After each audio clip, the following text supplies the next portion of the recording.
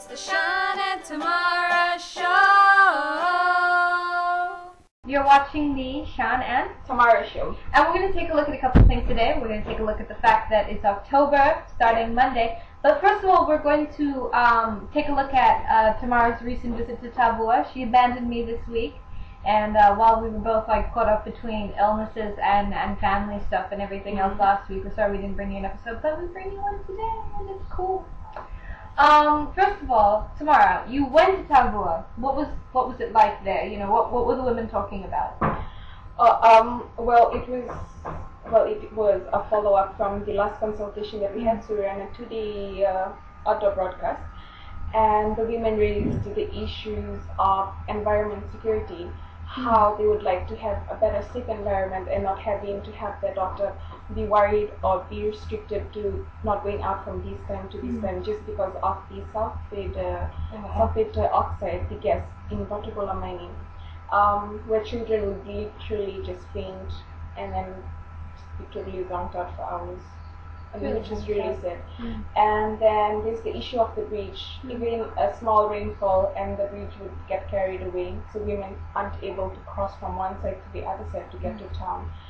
And that's really worrying because most of them are the sole income earners for their family, and so they would need to cross that bridge so they could come to the markets and sell. Yeah, so those were some of the interesting issues that came out, common issues. So what kind of activities did you guys have? You mentioned that you had a 2-day OB, so you know you had the OB and then there were live interviews? Yes. Yeah. During the consultation, I guess, did you mention that there was a very interesting activity? So we did, so we drew up a figure, just to keep it, so it could be more interactive and fun.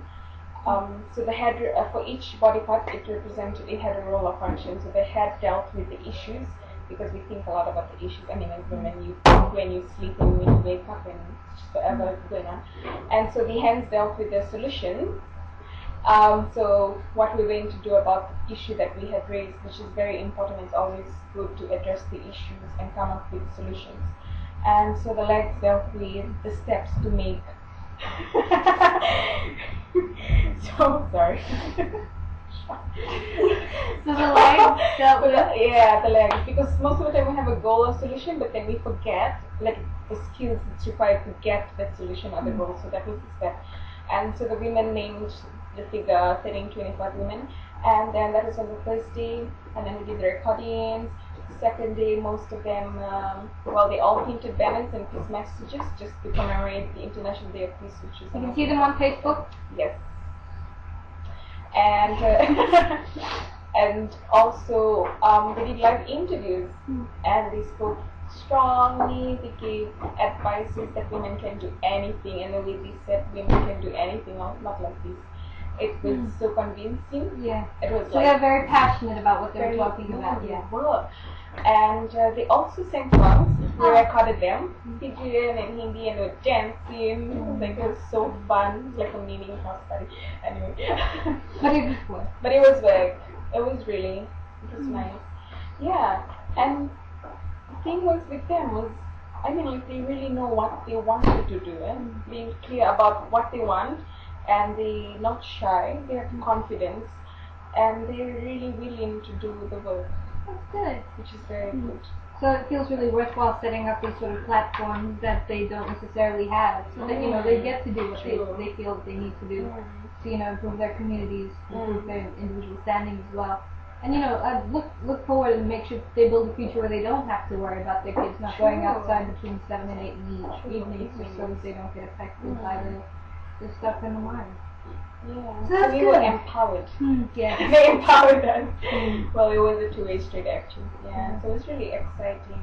But I missed you. Of course you did. I saw a cow. You saw all the cows? Yes. The other day I found the song that we wrote when we were very, very tired in Raki about cows. And how we could hear a cow outside where we were staying in Raki, but we couldn't see it. And then we just saw a dog.